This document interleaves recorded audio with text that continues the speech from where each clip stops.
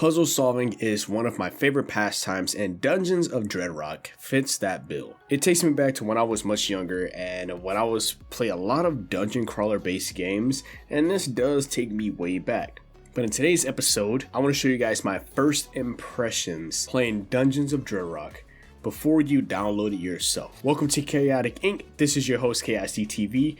And if you're new here, this channel, we cover news, guides, gameplays of all your favorite RPGs from the latest to the oldest on PC and mobile. Before we get into my first impressions of Dungeons of Dreadrock, we need to go over what exactly is Dungeons of Dreadrock.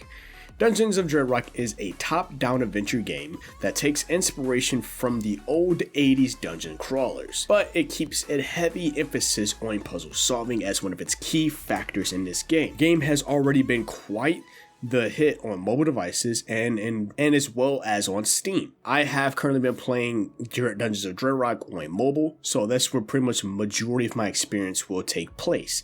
If you play this game on Steam, the experience might be completely different.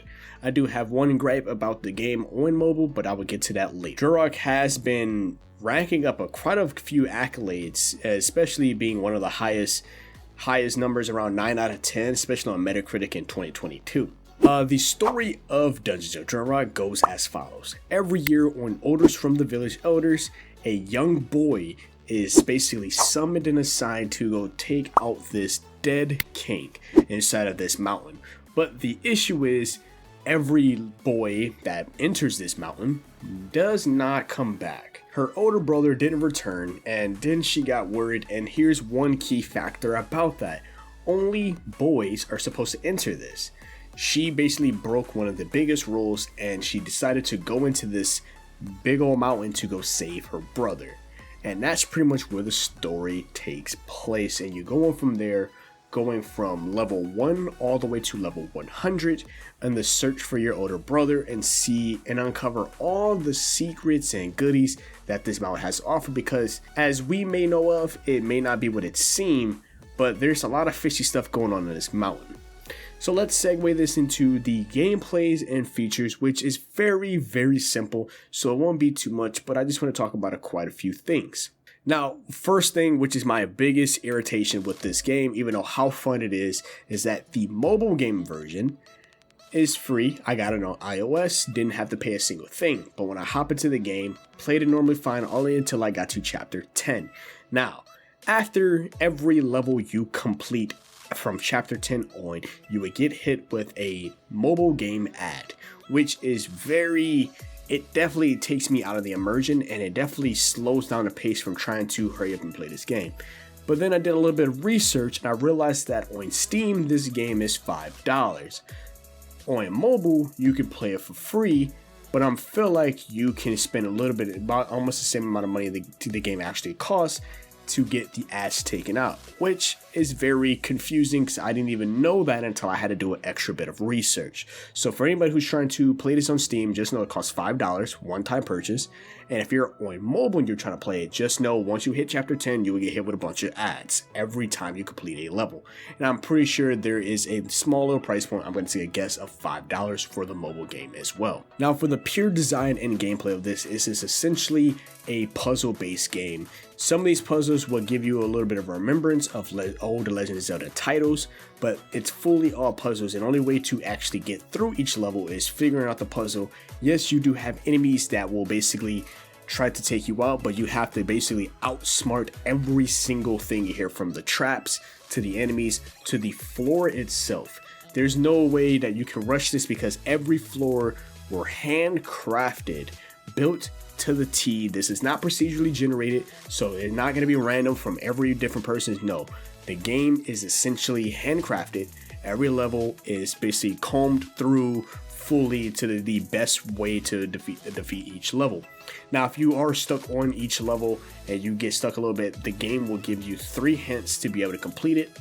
But without getting those 3 hints, there are specific scrolls in each level that will at least give you a general idea of how to complete it. They're very vague though. They're not as good as the actual hints in the game, but if you want to just avoid using hints, you can utilize the actual scrolls that's in the actual level to give you an idea of what needs to be done and what's the main objective for that particular level.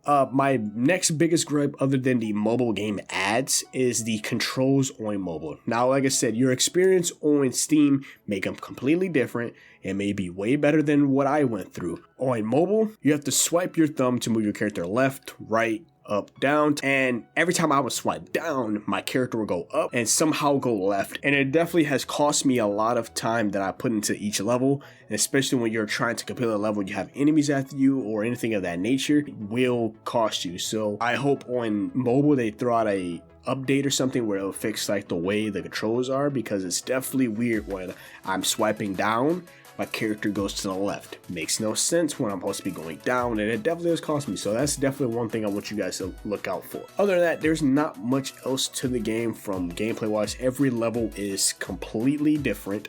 They are handcrafted, not procedurally generated. But I want to talk about just the moral of this game. Dungeons of Dreadrock is a puzzle solving game with plenty of dungeon crawling aspects. Like I said, most of these puzzles will remind you of Legend of Zelda, and they're simply just all amazing levels. Like, it definitely will, the levels do get harder and harder as you go on. It gets a little bit more craftier and a little bit better at like how much you have to think outside of the box, from using different teleportation and using traps to kill the enemies, or how specific ways you have to deal with the obstacles in each level. The devs definitely did a very good job with level design. Like, the level designs is insane. For all of you know who will want to play this, it is on iOS, it is on Android, it is on Steam, and it's also on Nintendo Switch.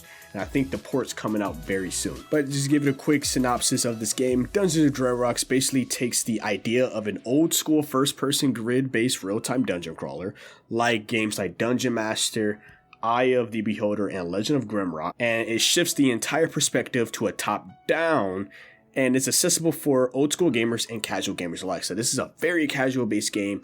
You don't have to rush, you can take your time, and if you just want to just play a casual puzzle solving game on the go that has a little bit of great story to it, a lot of lore to uncover, and a lot of levels, this is definitely the one to go to. Like I said, it is free on mobile, but you would have to pay for the ads. I'm going to take a guess, since when you hit pause, it's a to grab the full version access, which that kind of sucks. I wish they would have said that prior beforehand.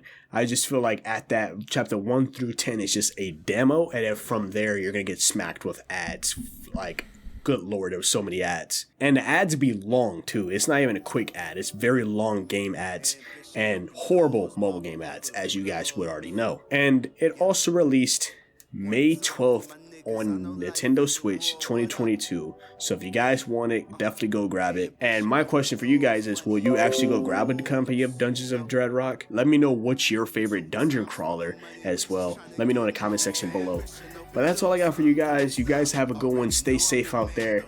If you love dungeon crawling just as much as I do, this is definitely a great hit to go play, except for the ads on mobile. As always, this has been your host, KSTTV, here at Chaotic Inc., signing out. Peace. Manifest. I don't sleep, that's so weak, don't plan to rest. I'm from a hood where you die if you don't pack a vest. No culinary degrees, but whipping crack the best. Chefing, hard times taught lessons. Praying every night to pull up in park Benzes. What's my home is what you call trenches. You wouldn't last a day seeing life through all lenses. It's all tension, no sun, and rain and plenty. Full-time job, still can never make a penny.